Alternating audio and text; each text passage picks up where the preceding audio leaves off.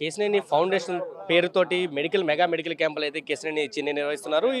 అన్ని నియోజకవర్గాల్లో కృష్ణ ఎన్టీఆర్ జిల్లాకు సంబంధించి అన్ని నియోజకవర్గాల్లో కూడా కేశినేని చిన్ని ఈ మెగా మెడికల్ క్యాంపులు అయితే పెడుతున్న పరిస్థితి. విజయవాడకి సంబంధించి వెస్ట్ నియోజకవర్గంలో ఈరోజు మెడికల్ క్యాంప్ అయితే జరుగుతుంది. ప్రస్తుతం కేశినేని చిన్ని ప్రస్తుతం మనతో ఉన్నారు.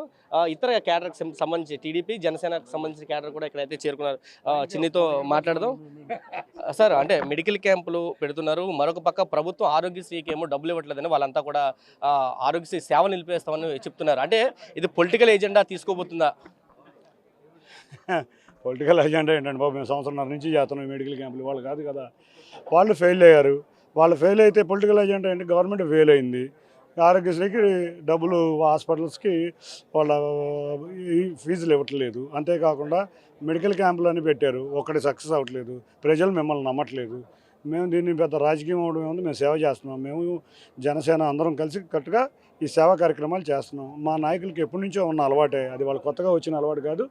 కాబట్టి మీరు ఇది రాజకీయం అవుతుందా ఇంకోటి అవుతుందా ఏమీ కాదు, మేము అందరం కలిసికట్టుగా ప్రజలకు సేవ చేస్తున్నాం. అంటే పశ్చిమ నియోజకవర్గంలో 2 రోజుల క్రితం జరిగిన వైసీపీ ఆత్మీయ సమావేశంలో కేసీఆర్ ఇక్కడ ఎంపీగా ఉన్న కేసీఆర్ అని కామెంట్లు చేశారు. వెస్ట్ నియోజకవర్గం ఎప్పటికీ టీడీపీకి లేదు, 83 నుంచి చూసుకున్నా కానీ టీడీపీకి లేదు అంటూ ఆయన మాట్లాడిన పరిస్థితి. ఒకసారి మాత్రమే ఇక్కడ టీడీపీ నెగ్గిందని చెప్పారు.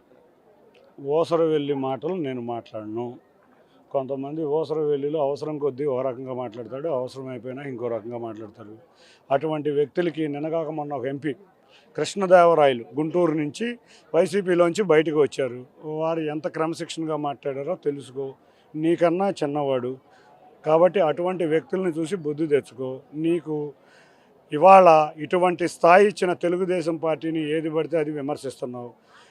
మొన్నటిదాకా నువ్వు అన్నది విజయవాడ వెస్ట్ తెలుగుదేశం పార్టీ కంచుకోవడం అన్నావు, అందరినీ ఎమ్మడేసి తిరిగావు. ఇవాళ నాయకులకు కూడా అర్థమైంది నువ్వు ఒక ఊసరు వెళ్ళివని, మా కార్యకర్తలకు కూడా అర్థమైంది.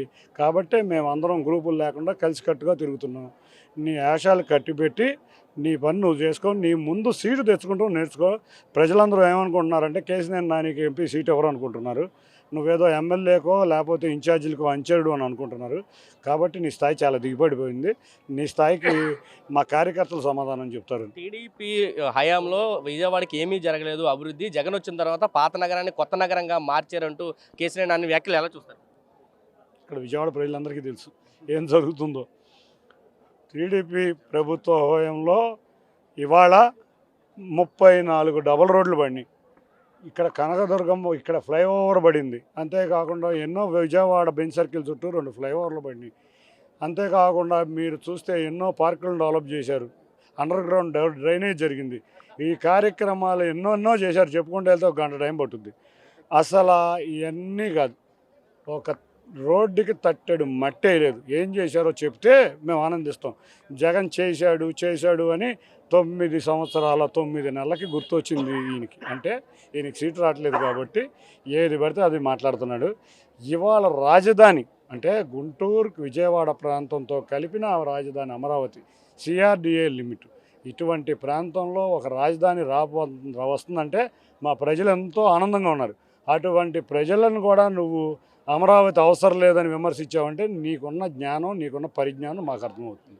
సీఎం జగన్మోహన్ రెడ్డి సిద్ధం అంటే ఈరోజు వైజాగ్లో ఒక కార్యక్రమానికి శ్రీకారం చుట్టబోతున్నారు. ఇక్కడి నుంచే ఎన్నికల సభలుగా ఉంటుందని చెప్పే పరిస్థితి ఎలా చూస్తారు? సిద్ధం అని ఆయన ఎన్నికలకి చెప్తున్న పరిస్థితి. ఇప్పటికే ఎమ్మెల్యే అభ్యర్థులు కూడా ప్రకటించారు.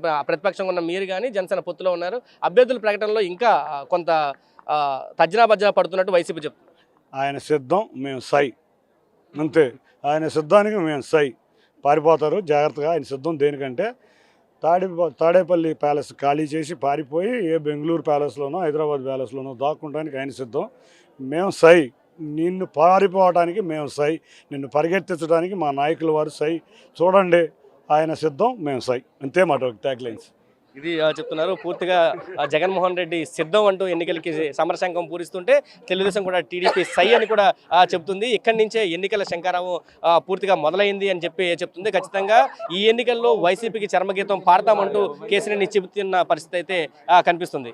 కెమెరా పర్సన్ నానితో సురేంద్ర, RTV విజయవాడ నుంచి. మరిన్ని వీడియోస్ కోసం ఛానల్ ని సబ్స్క్రైబ్ చేయండి, లేటెస్ట్ అప్డేట్స్ కోసం వాట్సాప్ ఛానల్ ని ఫాలో చేయండి అండ్ లింక్ డిస్క్రిప్షన్ లో ఉంది.